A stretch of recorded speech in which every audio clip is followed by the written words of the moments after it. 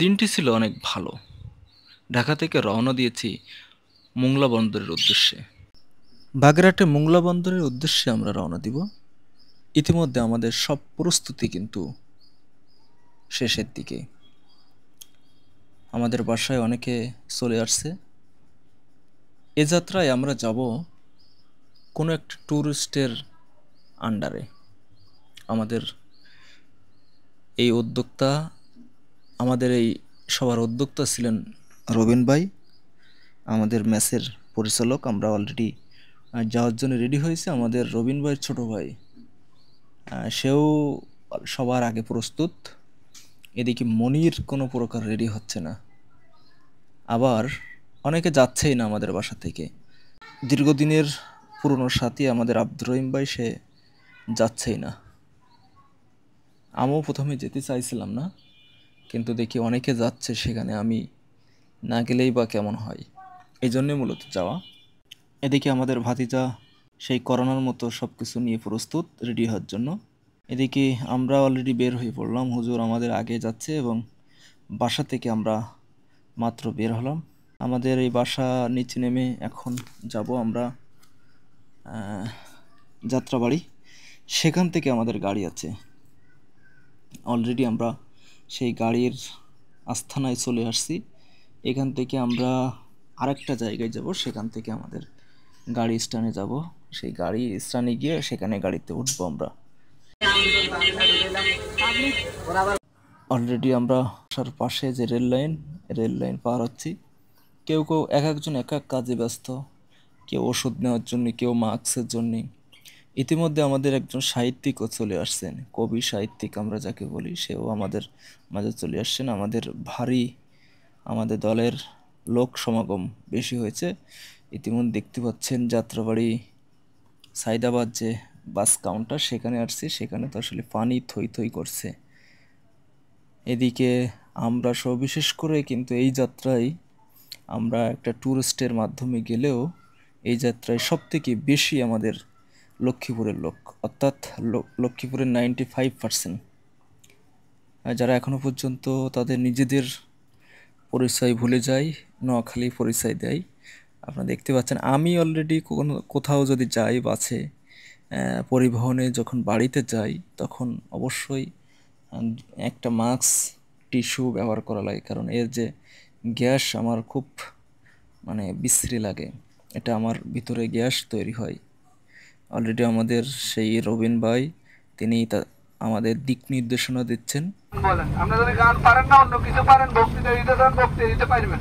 যদি না আমি চালাওয়াত করতে চাই, চালাওয়াত করতে। আমাদের বাস অলরেডি কিন্তু ছেড়েই দিয়েছে।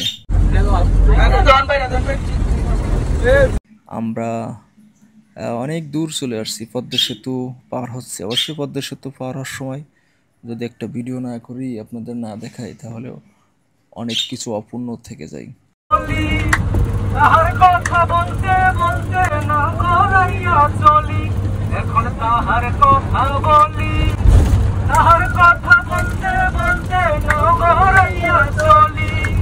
পদ্মা সেতু পার হচ্ছি, এর ভিতরে আমাদের কিছু লটারি ব্যবস্থা রয়েছে। লটারির ভিতরে প্রতিযোগিতা আর কি, এক একজন এক এক প্রতিযোগিতা দেওয়া হয়েছে। এই প্রতিযোগিতায় এক একজনের তাদের অভিমত ব্যক্ত করবেন।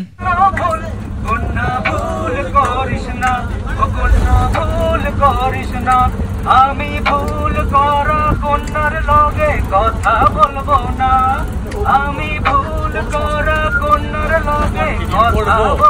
কেউ গান গাচ্ছে, কেউ অভিনয় করছেন। আসলে যারা গান গাচ্ছেন তারা কিন্তু ভালোই শিল্পী। যারা বক্তা, যারা বক্তৃতা দিচ্ছেন, তারাও কিন্তু খুব ভালো এক্সপার্ট। আপনাদেরকে কিন্তু প্রথম পর্ব দেখাচ্ছে, এর পরবর্তীতে আগামীকালকে আর একটা পর্ব দেব। আমাদের একজন হুজুর, সে ভালো কথা বলতে পারে, সে ভালো বক্তৃতা দিতেও পারে। আমরা এখন আছি প্রায় গোপালগঞ্জের কাছাকাছি।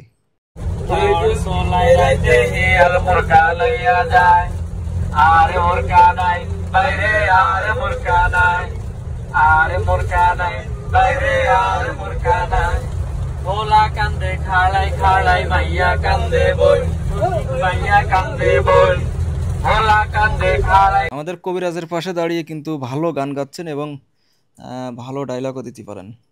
বিশেষ করে তৎকালীন আওয়ামী লীগের সাধারণ সম্পাদক ওবায়দুল কাদের ডায়লগ কিন্তু আমরা অনেকে শুনি, কিন্তু এখানে কিন্তু তার থেকে ভালোই ডায়লগটা দিতে পারেন। আমাদের পাশে কিন্তু একজন আইনজীবী আছেন, ডাক্তার আছেন, আমাদের কবিরাজও আছেন, আমাদের একজন মন্ত্রীও কিন্তু এখানে আছেন। দাউদ এক জিবা আপনার রান্নার জিবা চুলকায় খাওয়াতে আপনি ভালো জিনিস খেতে পারেন না, আপনি ইলিশ মাছ খেতে পারেন না। মলম বিক্রেতাও কিন্তু ভালো মলম বিক্রি করতে পারেন।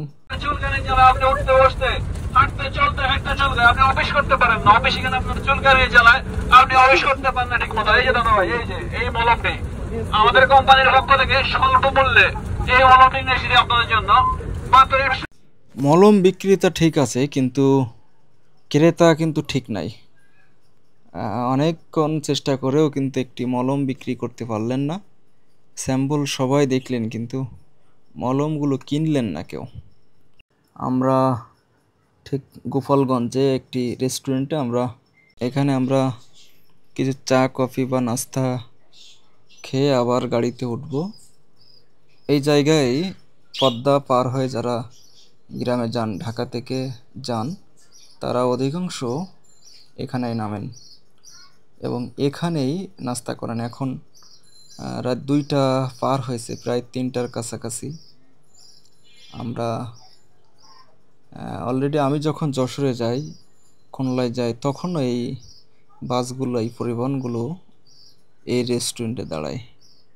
ইতিমধ্যে আমাদের বাসের থেকে ডাকা হচ্ছে, আমরা বাসের উদ্দেশ্যে বাসেই যাব। বাসে উঠে আবার দেখতে দেখতে আমরা সেই ভোর সকাল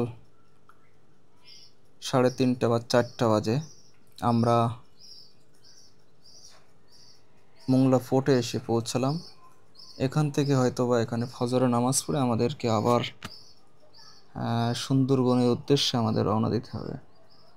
মসজিদ খুঁজতেছি নামাজের যাওয়ার জন্য। ঢাকা বা বিভিন্ন অঞ্চল থেকে যারা রাতে রওনা দিয়েছেন, তারা এই সকাল ভোরবেলা এসে পৌঁছেছেন, অর্থাৎ এখন ফজরের আজান দিচ্ছে। আমরা ফজরের আজান শেষ হলে আমরা নামাজে যাব। এরপর নামাজ শেষ করে আমরা যখন বের হচ্ছি, কিন্তু ইতিমধ্যে আপনারা দেখতে পাচ্ছেন প্রায় বেলা ওঠার মতো। সকাল হব ভাব আপনারা দেখতে পাচ্ছেন। সুন্দরবন এখন অনেক দূর বাকি।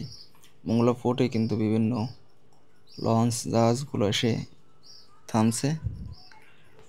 আমরা এখান থেকে এখন বাসের দিকে যাব এবং সেখান থেকে হয়তো বা আমাদের দায়িত্বশীল আমাদের দিক নির্দেশনামূলক দিবেন। এর মধ্যে আমি এখানে দীর্ঘক্ষণ বসে আছি একা একা, কারণ সারাদিন ক্লান্তি।